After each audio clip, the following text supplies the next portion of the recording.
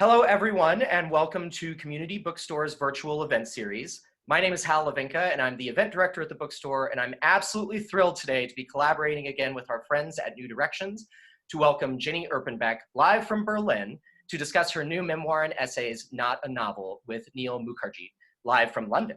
While the pandemic has taken a toll on in-person events, virtual programs like the one you're about to see have become the lifeblood of our industry. And I want to give a huge thanks to Jenny and Neel for joining us today. So to some housekeeping, you should be able to see and hear our presenters, but they cannot see or hear you. So if you have a question, please click on the Q&A button here at the bottom of your screen to submit it. We will try to get through as many of those as we can at the end of the program. There's also a chat button right down here where I'll be posting a link to buy today's book, as well as links to Neel's books and some other great things. A caveat for tonight's event, we're all at the mercy of our home internet connections and server loads, so please do bear with any technical issues that could arise. We will try to solve them quickly. And we'll be continuing our virtual event series across all of the fall, so head over to our website and sign up for our newsletter to stay up to date. One that I want to mention later this month on September 21st, we'll be hosting another very special international event with the Australian writer Gerald Murnane joining us live from Garoque, Australia for a conversation with his longtime US editor, Jeremy Davies. Registrations for that event are live now, so please do sign up. So now I'll introduce Neel, who will introduce Jenny. Neel is the author of 3 novels, A Life Apart, which won the Writers Guild of Great Britain Award for Best Fiction, The Lives of Others, which was shortlisted for the Man Booker Prize, the Costa Best Novel Award, and won the RSL Encore Award, and A State of Freedom, which was a New York Times Notable Book of the Year.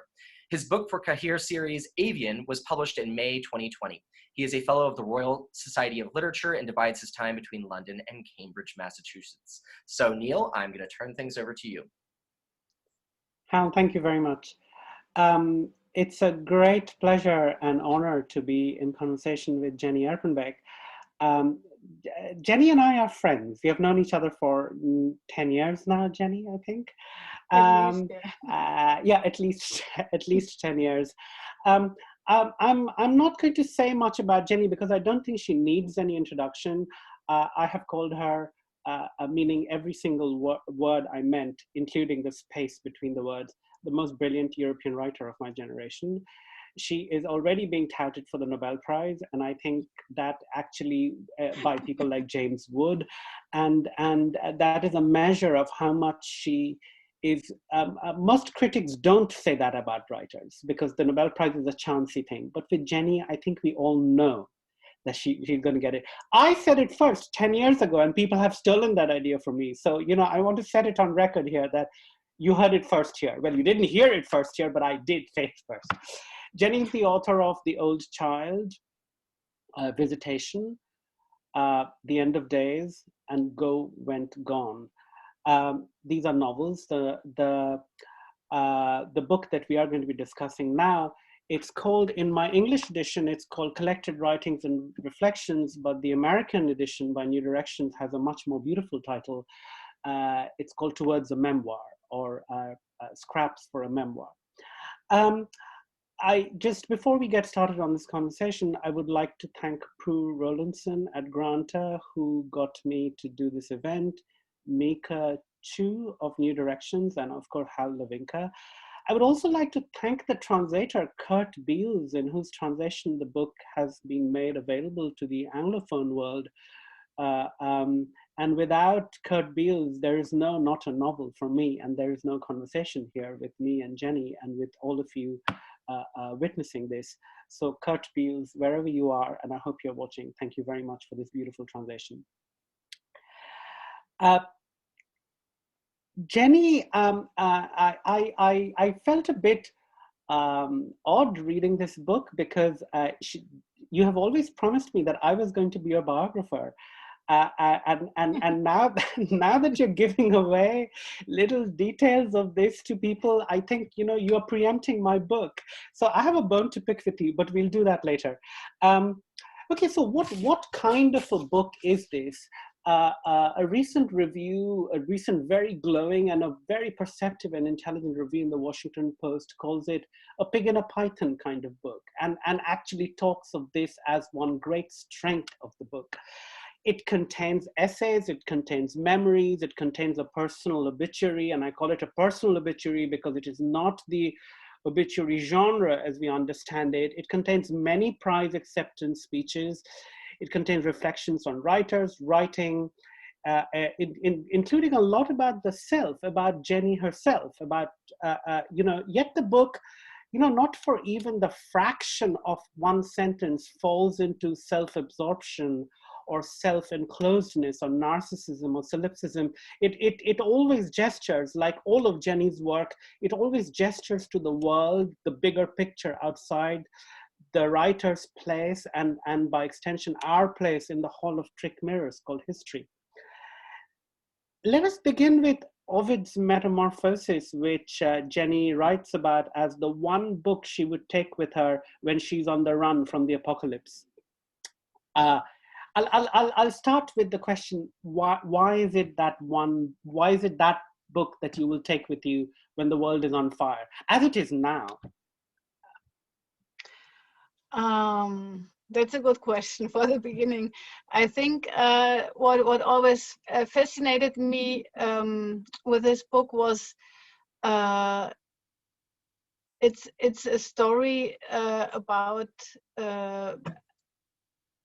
becoming someone new by living through changes, so changes of different kind, and some of the stories are just lovely and wonderful and like dreams, and some stories are nightmares. Some stories are very, very sad and have a lot to do with violence of whatever kind. And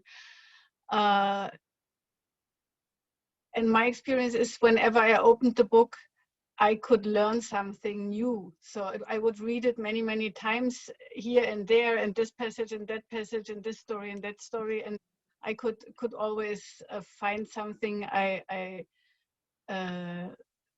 haven't been seeing until then, and I really like it very much. But when there's a very short, as I said, a lot of the book is about these prize acceptance speeches, and I suppose in a prize acceptance speech, which is a very difficult genre actually, you have to say something, isn't it? The prize is always nice, but the speech is a challenge. And you have to account for your work in some ways, which is a very difficult thing for a writer herself to do. It's best to leave it to other people to talk about your work. But one thing you say when you accept the Premio Strega Europeo is you actually write about Ovid in that beautiful short speech. And I'm going to read out the section that strikes me, and I want to connect it to a lot of your fiction as well. You say, but whether you look at things, I need to wear my glasses actually because I'm old and I need to wear. Do you have to wear reading glasses now, Jenny? Don't ask this. Oh God, we are in public actually. I just thought we were having a private conversation, and then suddenly I realized that there are other people witnessing this private conversation. It's a strange situation, yeah. Yes.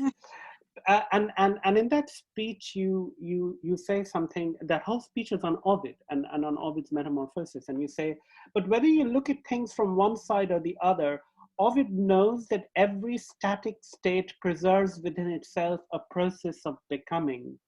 That movement is contained within the things themselves in the form of waiting. In his stories, possibility and memory find a refuge alongside each other and with each other. And he knows only when we speak of metamorphoses does that which is lost retain its identity. I could use that. I feel that when books are written on your work, that could stand as the epigraph to all the fiction that you've written until now. So, for example, Go Went Gone, your latest novel, it's about a tragic process of becoming. Could you speak a little bit to that passage I read out from Ovid and how it is foundational to your thinking? Naja, some people couldn't see or told me they couldn't see any connection between Go and Gone and the books I wrote before, but I could see the connection very clearly, as you perhaps do. And the connection is this idea that I also find in Ovid's Metamorphosis, is that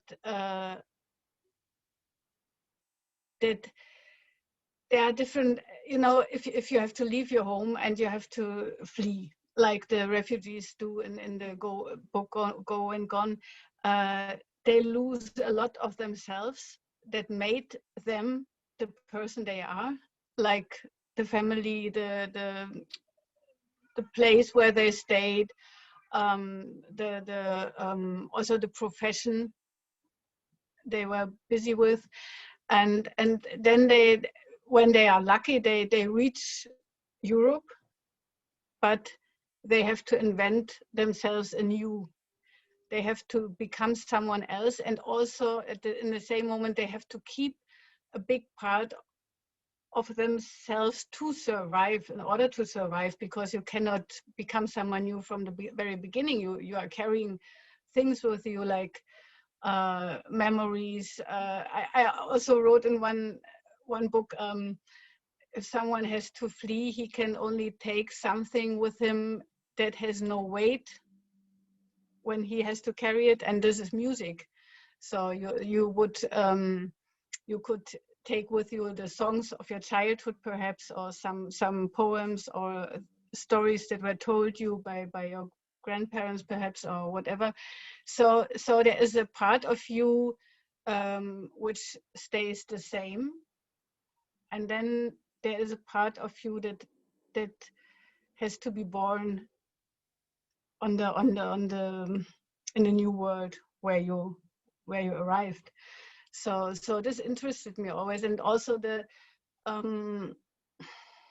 I can also see this kind of keeping things, losing things, finding something, adding to your history in the history of families. So if you have the generations, the relationships between older people and younger people in one family, you will find also these kind of changes, of transformations, of struggling to become yourself while keeping the good things from your family. You know, it's similar. Well, and it leads me to ask you two questions, which I obviously can't ask simultaneously, but I'm going to ask them now, and I'm going to come back. I'm going to leave you. I'm going to leave you to decide which one you're going to answer first, and we can come back. One is, what is your interest in refugees? And I want you to tell us all a little bit about your own private work in your life with refugees in Berlin, which became the foundation of Go and Gone. And the other point that you made about losing something and finding something, you lost your country.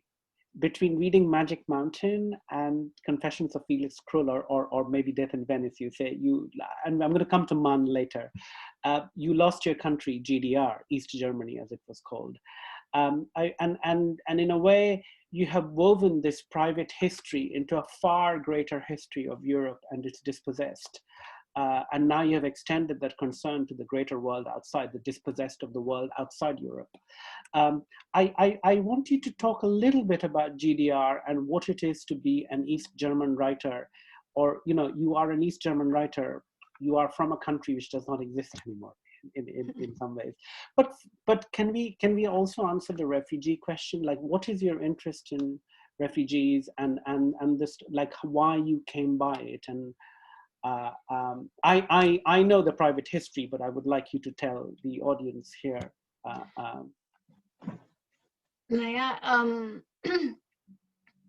I think perhaps the basic reason might have been that in a way I identify with the refugees in a way, and I don't know myself if it comes from being an East German who has lost her country in a way, or if it comes from farther ago, from longer ago, like experiences of my family of both sides, father's side, mother's side. There were different kinds of seeking refuge, of political refuge, or just being forced to leave your place because of the war or the end of the war. I think this was in a way the starting point to be interested in the subject of refugees in general. And even before I had the idea to write the book,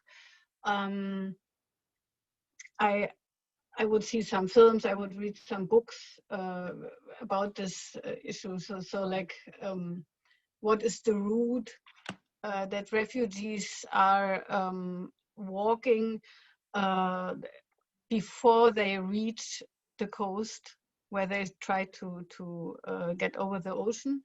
So even the ways through the desert are very, very hard experiences, and many lose their lives before they even reach the coast. So I read about it before I got the idea to write Go and Gone, and the idea to write a book myself was was born in the moment when the first story of a capsized refugee book was printed in the newspapers, and then I was waiting for a reaction like it would have been, I'm sure, when the refugees would have been Europeans or Americans, like a big sorrow. But there was an undertone in it, like saying, it's very sad, of course, but we cannot save all people that are forcing us to save them by crossing the ocean. And I thought this was a kind of like seeing it as a game that I didn't like, and I thought I should do what I'm able to do. So I should answer this in my way by writing a book. Then I would go out and get involved with this refugee group that was very famous in Berlin at this time, having tents, living in tents on a square in the middle of Berlin, and have been living there since 2 years. And I started interviewing them when they still were in this place, but then they were moved away to some asylum seekers' houses, and I would follow them a long way to all different places where they were put into, and they had to apply for asylum, but they couldn't even call themselves asylum seekers because they had no documents and no proof where they came from, and so on and so on. It turned out to be a big story of the unknown world in my world. So there were many things I was shocked about that were on my side of this world. And you know, one of the most moving pieces in this new collection, Not a Novel, is the obituary that you write for Bashir Zakariaou, who of course features in Go Went Gone, lightly disguised, and in the end you give him a kind of an immortality of sorts by saying it's not he who has died, his heart gave up. And would you like to talk about, but like, you know, obviously when you worked with so many refugees in Berlin and you made them characters in your book, I remember last time I was in Berlin, you were doing you were putting everyone together to give a concert.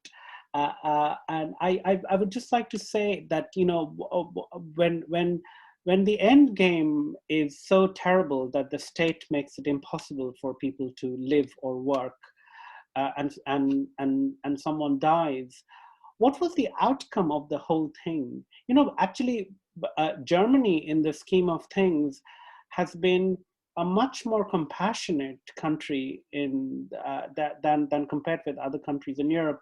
Germany took in 1 million Syrian refugees when Angela Merkel was told, "Do not do this. This is political suicide." It did not. She made it into a strength.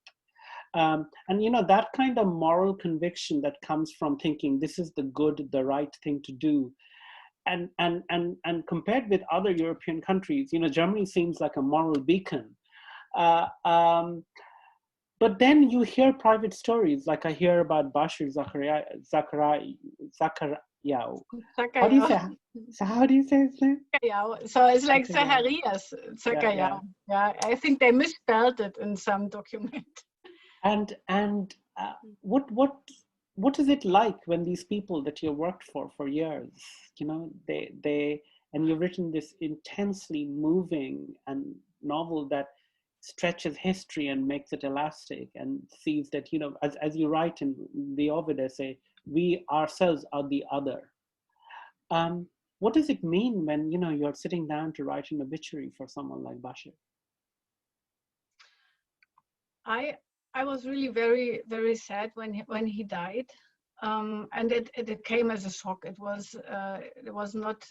We all knew that he was very sick and he had this heart disease, but we didn't expect his death because he seemed so. He seemed to be so strong, and he never paid attention to his sickness himself. So he would always go out, and if there was a need to shout or to say something or to show up, he would do so. So he was one of the strongest persons I've ever met in terms of mind.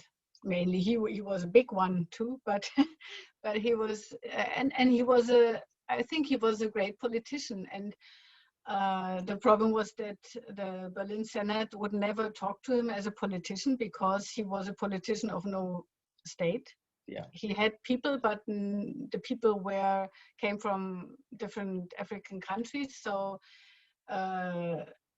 he had no role, no part to play. Like he wasn't no one, even when he was a big and good and charismatic person. And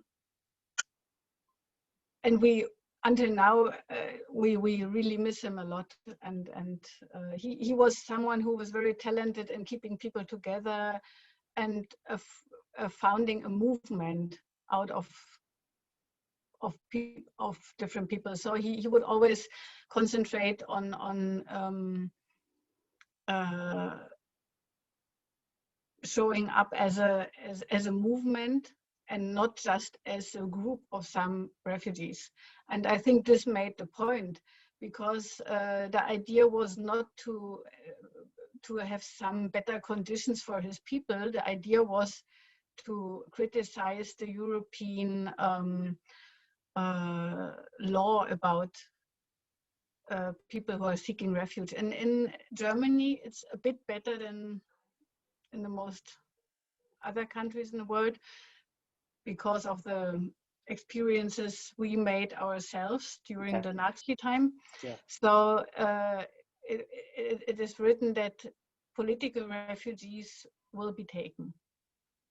But of course, in a world like the one we are living in now, you cannot, or it's very hard to make a difference between political reasons and other reasons, because we all know that also economic reasons have a political basis. And like, so if someone decides to seek refuge because he's starving or she is starving, who will make the difference and say this is not a political reason? So I wouldn't do so.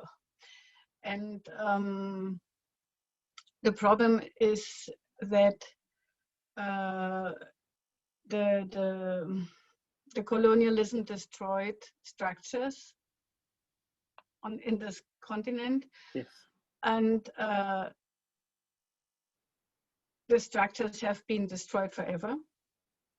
And we are facing now the things that are coming out of this egotism, yeah. and of these advantages our ancestors took.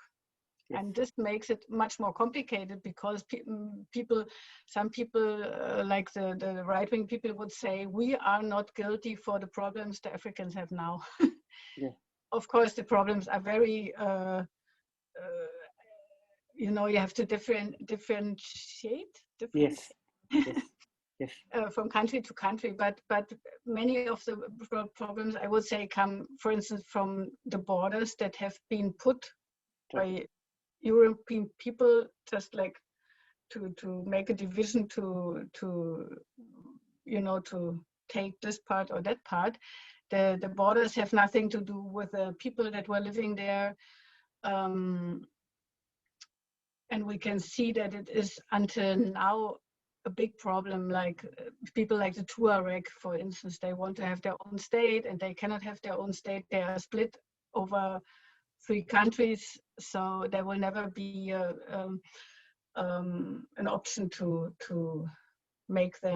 give them a country again. Who should do so? Nobody would do, and things like that. And then until now, we are still taking advantages by exploring the resources. There's not much of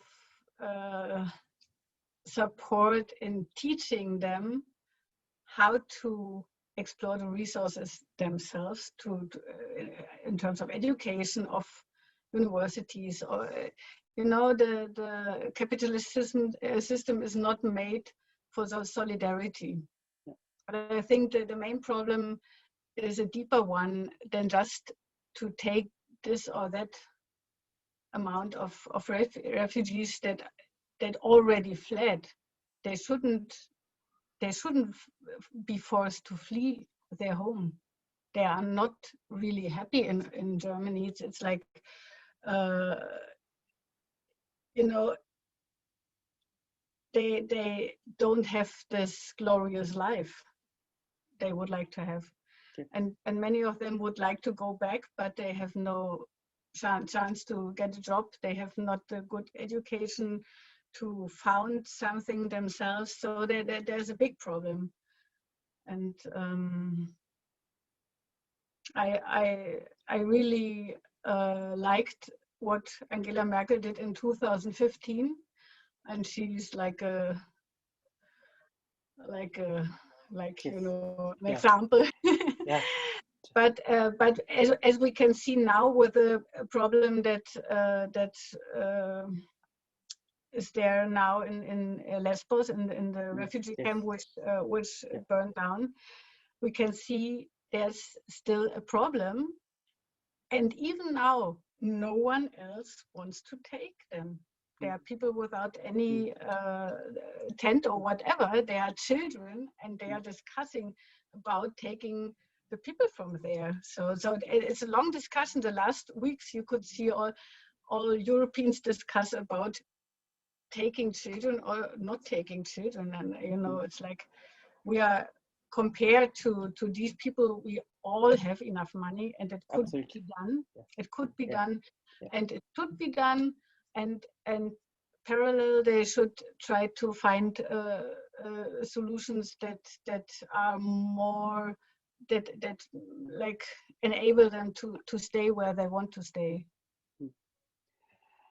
And you have woven these things with such elasticity of intellectual inquiry and this understanding of history in Go Went Gone.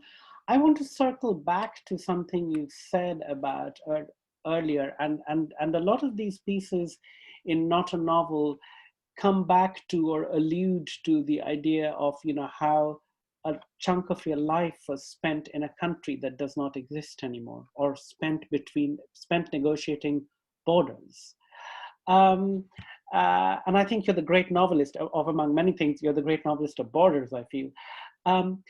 this idea of having a kind of divided life, or a life that was divided, how has that enabled you to become the writer that you are? Because you keep, one of the things that unites this whole collection is what it is that a writer does. What is a writer's vocation? Why are you a writer? What does writing mean? And I think it keeps coming back to that. At a time in the Anglophone world, which is afflicted by this terrible thing called autofiction, when people are looking at their neighbors and writing about their marriages and and divorces, I find it incredibly refreshing that here's a writer who can talk of herself and position herself in a bigger history and always allow the bigger world into her work. Can you talk a little bit about how this may have been enabled by being a citizen of East Germany when you began? Naja, in my opinion, people who are seriously writing always have this, they look at two worlds, which means in the end that you are outside, that you are outside from each of the two or more, perhaps, but worlds. I think writing has a lot to do with the experience of being put outside without your own will, of whatever kind of outside. It might be the experience of,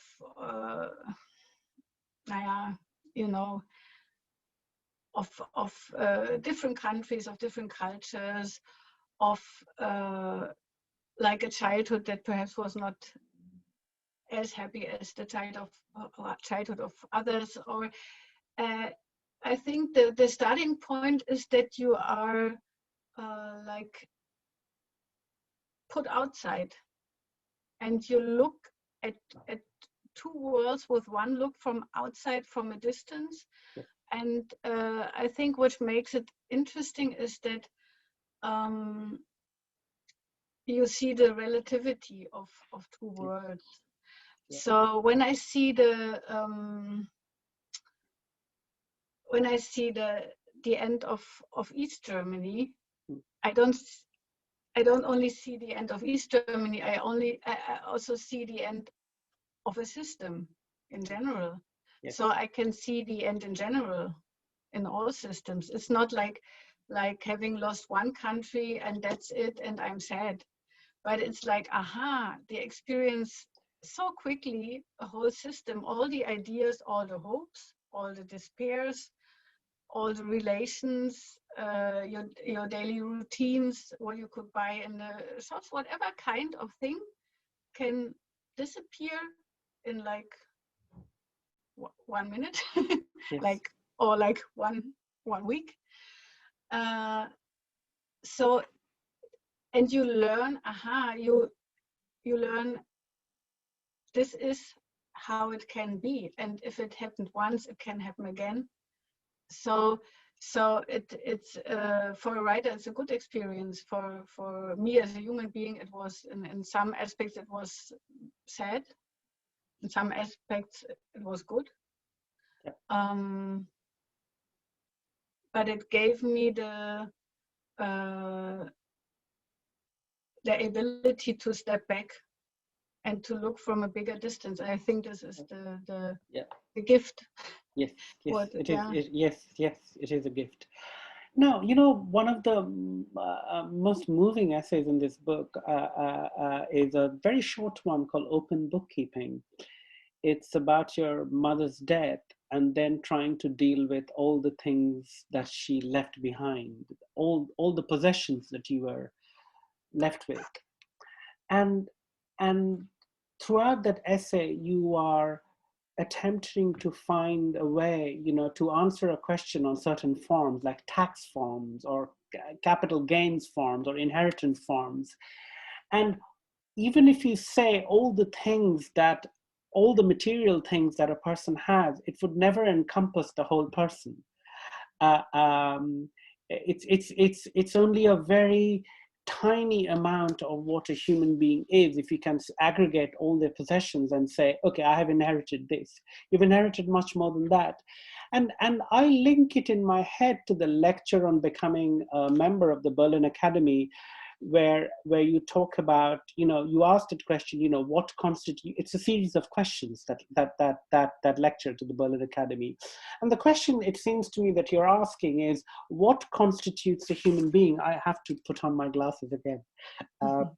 Kenny, I'd like to see you wearing your glasses too. I'll ask you to read, and then you'll be tricked into wearing your glasses. So, what constitutes a human being? Can the essence, the aggregate of all the fierce and furious complexities that make up a human being, can that ever be represented?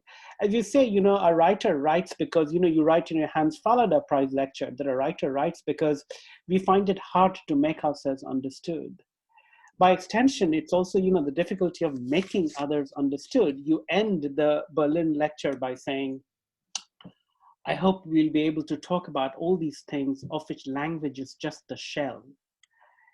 Could you speak to that idea about, I feel, you've written a novel where the central character is a piece of land seen through history. You've written a novel about a character who dies at the end of every section and comes back in a different point in history as a different person, but it's the same character. What is it that the idea of writing comes from a kind of lack in your thinking? I too think that writing comes from a place of deep negative, I feel. What is it in your idea that, if you bring together that Berlin Academy lecture and open bookkeeping, what is it that the writer does? Like, how do you see the writer's vocation? And you keep answering this question throughout in your book by talking about other writers, by talking about the Grimm brothers, by talking about Mann, by talking about Bernhardt, by talking about music. You keep coming back to the central question: what is the writer's vocation? Can you speak a little bit about it, please? Naja, I think perhaps in the lucky case, the writer can give back the connection that is beyond the writing. And as you said, the open bookkeeping is about a kind of writing which takes the humanity from the people, like turning them into a list of things or an inventory, yes. And what it's also a connection to the question of passport. I always doubt that the passport can really tell you who someone is. You could see the passport, okay, you can see from where a person is came or was born, but it cannot tell you who someone is. And to know who someone is, you need a long time, and you need personal encounter, and you need some talks and perhaps some touches, whatever. You need much more than a passport. And what I experienced when my mom was dead was that she was in the system as a kind of a number. Everything was correct, and of course it should be correct. Yeah, but in the same moment when I received, for instance, a refund of like €1.50 for one day she was still alive from her life insurance or something like that, it made me so sad, because the €1.50 meant that she was alive one day and dead the next day. So, and in a way it contained the tragedy, but without knowing. It was writing without soul. It was written, it was on paper, it was saying like €1.50 you get for the one day your mother was still alive, but it was without any knowledge of her. And I think if a writer manages to by writing to give back this kind of taken away soul to the people, or to make this connection, the deeper connection, visible again, it's like fighting this bureaucratic way of thinking, and this it's also an economic way of thinking. We shouldn't forget about it. The lists are part of a system that is based on economics. Yes. And perhaps this is the beginning of the mistake. Yes. And in the good case, a writer could try something else with the writing, giving just giving the facts and leave it to the reader to feel Yes. something. Yes. Yes. Mm. And you know, one of the you know, this book is full. It's a book full of such extraordinary humanity and such big-heartedness, such generosity. And I was thinking while reading the introduction that you clearly wrote after all the essays were collected, and you know, one of the things you talk about is your mother's recipe for meatballs and caper sauce. And I remember sitting in your balcony in Berlin, and you gave me your recipe for meatballs, and I wrote it down on a piece of paper. And when I came back home to London, I couldn't find it, and I looked, and then suddenly it came out of a pocket with, you know, receipts and other things. And it's in my recipe book as Jenny's Meatballs. Could you share with me and everyone else your mother's recipe for meatballs and caper sauce? I have my pad and pen. I'm writing it down. I try my best. Also, let's say for 2 or 3 people, it's like 500 grams Mm-hmm. of minced meat, 2 onions that should be cut and put into a pan before you add them to the minced meat, and then 1 egg and capers already into the meat. Some people only do it, put it into the sauce, but I think they should also be in the meatballs. Yeah, and salt, pepper, and breadcrumbs. Or you could also take some bread, put it in water, but this I don't like so much. I take breadcrumbs, put it into the meatball until it is good. You have to have a look. I actually remember the way you said breadcrumbs to me in Berlin all those years ago. You said you take bread and you go. Yeah. Yeah. I'm very old-fashioned. I make my breadcrumbs myself. You can also buy them in the supermarket or at the bakery. Yeah, and the most important idea about the meatballs in caper sauce is that they should be put into broth, but after the broth has been boiling, and then you put the meatballs into it, and you just leave it for 15 minutes without boiling anymore. And also in the broth should be Lorbeerblatt, this kind of leaf, bay the leaf. green leaf. Yeah. And some peppercorns. It's like, this is the connection to Thomas Mann, Mina Peppercorn. And then you take it off the broth. I put it into the oven, and then you make the sauce. It's a light sauce, and you butter, flour.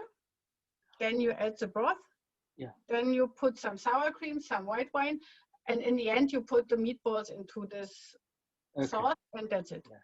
Do you add extra capers when you're whisking the butter and the flour and adding it to the hot broth? Yeah. A lot. Okay, that's right. That's why I wanted the caper sauce.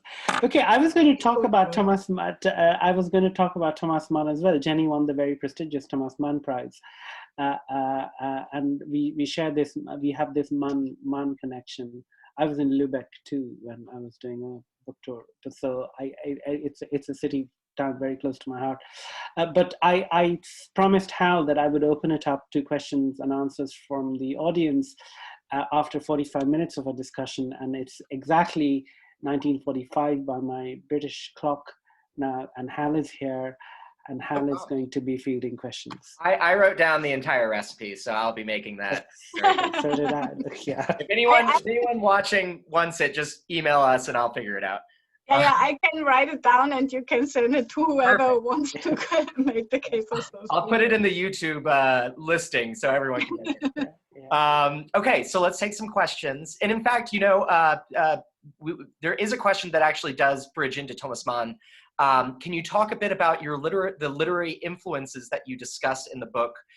Thomas Bernhard, Kafka, Mann, but also the Brothers Grimm. What is it about these authors that has influenced your writing? Yeah, that's a big question for one answer, but I try.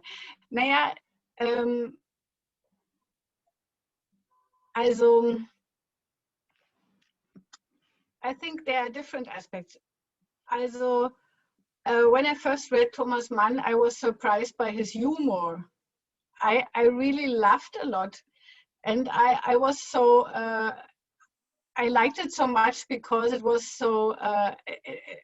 In some passages, it was very dark humor, but it was. I didn't expect it to be funny, because I was always told like Thomas Mann would be so serious, and I could only read him when I reached the like 16 or 17, the age.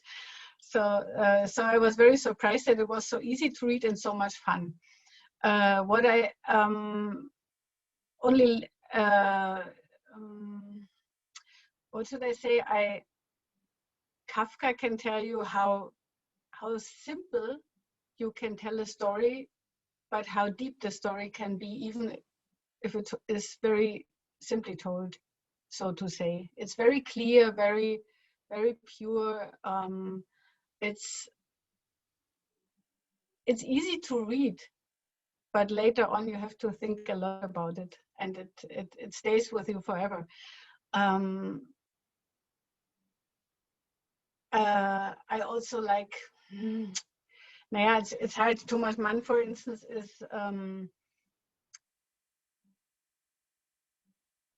the Death in Venice, for instance. I read it not so long ago, and I thought he was so courageous. He was so incredibly courageous to tell such a story in the age he was in at this time, and in the situation he was in at this time. It's extremely open. You see it as a kind of coded note to Katya, saying that, you know, this is who I am. He's saying to his wife, that and you write that, but also the way you come to Mann through music. So, for example, when you're writing in this Mann lecture about the composer Adrian Leverkühn, and you see, you know, music is about making what is successive simultaneous. It's the perception of everything not in a kind of synchronicity. There's a beautiful quote. I won't be able to find it, and I found that extremely moving and extremely suggestive of what you see in Mann, actually. Yeah, when I got the prize and wrote the text about Mann, I spoke about him also as a refugee, which nobody thinks. He got the Nobel Prize, and half of the Nobel Prize was taken away by the Germans because they would freeze his bank account, and from one moment to the other he was outside. He was skiing in Switzerland and he couldn't come back, and so that was it. And yeah, it's strange to see how someone who's or seems to be very settled can be put off his system from one moment to the other, even Thomas Mann. And so we really have to pay attention to political changes. So we have to be careful about. Naja, and what you said about the music in the texts of Thomas Bernhard, for instance, is just wonderful. It's all texts that he wrote are pieces of music too, and he actually wanted to become a singer, and you can see that in his sentences, like the rhythm in it, the coming back to again and again, and making small changes all the time. It's very musically told, and of course, you know, the problem is the connection with the writers and me is made by the stories that are told, but this is too, you know, this is too big. You know, I cannot speak about all the books of Mann and of Kafka and of Bernhard. But it's very moving, and I think it's very sad. And Bernhard always pretends to be funny and like a bit of like aggressive and things like that. But behind this, he's very sad and he's very lost, and you can see that. And I just fell in love with him. This actually is a good transition to another question. Jenny, could you talk about the influence of your work in opera and how that sort of overlaps with your writing?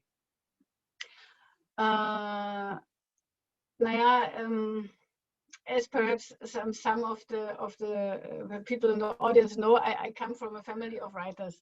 So I tried my best not to become a writer because I thought this must be boring. Everyone is sitting on a desk. So I really loved to read, but I thought the family doesn't need another writer. So I tried to, I was very interested in music. I was playing the piano, and so I thought, okay, this might be my way in which I become myself apart from the rest of the family. So I would study opera directing, which is a study. You can study it in Berlin and Vienna and I don't know where. And it's very funny. In the end, you are an opera director with a diploma, which is a funny diploma, I think, in opera directing. And I really started to work as assistant director, and then I became a director myself. And I really love to work with music. So to say, let's start, and then the piano player would start playing the music, and the singer, they move. And even if you don't tell them anything, and they let them just walk from right to left or left to right while singing, it is something already.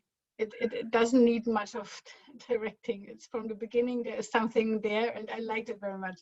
It was a luxury to work with music, and even now I'm singing passages of this and that opera because my husband is conductor, so we have a parallel word of quotes from operas that accompany us through the daily life, which is very much fun.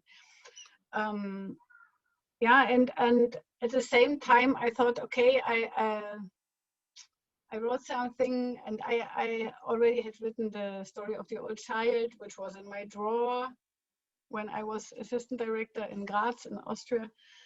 And there was one day when I sent another manuscript to a publisher because I thought I just try. But I think the good thing was that I didn't want to become a writer. I just wanted to send a manuscript to a publisher and to have a look what they say, if they accept it. And so I found my publishing house, my first one, which was Eichborn. And they asked me for if I wrote another thing perhaps already, and I took the story of the old child from the drawer, and they said, okay, we will publish this as it is. And so there was the first book. I was very shocked. Yeah, and that was it. And then I think the music is very important for me also in the writing, because it gives you a feeling for the for tempo, for different speed, for contrast. Also the theater experience was important. So only to leave the important things in a passage, and to leave, also to have them, to keep them, and to leave out everything that is not needed. So you when you study theater, you will learn to cut text, not in opera of course, but before I studied a bit normal theater, and you get a feeling for the stream which is underlaying the surface of words, so to say. And yeah, it's the music is not lost, you know, even if you, and now I'm not working anymore with opera because I don't have enough time to do so. I'm busy writing now, but the music stays with you, the feeling of music, and yeah. There's a question by the person who wrote the wonderful review of Not a Novel in Washington Post. And his question is, his name is John Dominey, and the question is, doing reviews and essays, it seems to me, can unexpectedly reveal something that helps with inventing fiction, making things up. Is that the case when you're writing nonfiction? When you're writing nonfiction, do you get something that gives you a way into your fiction? And if so, can you give an example? Naja, it's interesting.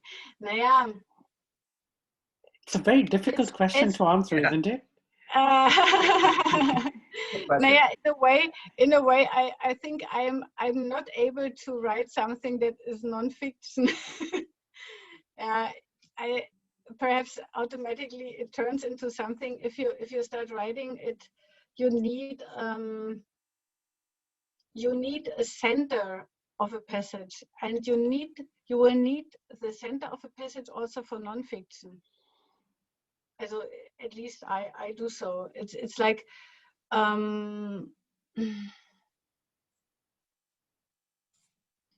it's like in the Fallada speech, for instance, there is I speak about the ice in which the ice under which he was frozen in the Nazi time, during the Nazi time, and then the ice melted, but it was too late for him to survive. So it's like mixing up literary things that I perhaps find in the text of other authors, and then to see Fallada as someone who's frozen, which is not really nonfiction. You know, it's like, yeah, and also in the book Not a Novel, there's also another obituary for a real obituary that was written by some schoolmates when my school was taken away. The building was destroyed some years ago, and they would put an obituary into the newspaper. And I think this is you would say nonfiction, okay. This is an article about a destroyed school building, but it's much more, because when I look at the school building which was taken away, I see everything that was there before. So I see the invisible. And even if I write nonfiction about my time as a school kid, which has no place anymore. It's like a ghost because the place was taken away. And even if I look at the political reasons that are that were the reasons for taking away the school, it's also a story about like ghosts or about having lost a place. And there's a connection between nonfiction and fiction, like having lost your place or the place where your memories used to be the inhabitants. There's a very strong connection, and I wouldn't make this split. And that in essence is your novel, Visitation. Right. Genau. Genau. Naja, it's like in Visitation, it was like the house, which was the real house behind the story. The real house was taken away from us and given back to the former inhabitants' family, like the ones that were the owners in the Nazi time. But I thought I could found my house in literature, so I could give it a virtual place in words by telling stories about it. And this is what I did. So in a way, I'm perhaps more the owner than the people that are owning it now. So it's also a way of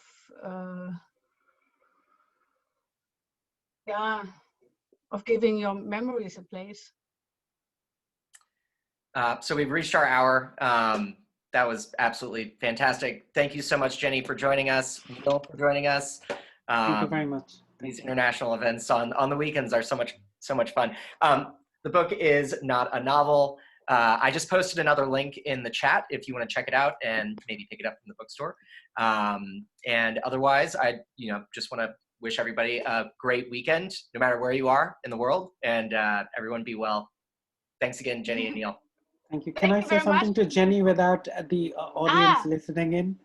No. Once I hit go, we're gone. Jenny, we'll speak soon, okay? Neel, I sent link and we can talk. Yeah, okay. Yeah, we'll talk off chat. Yeah. All right. Okay. Thank you very much. Bye.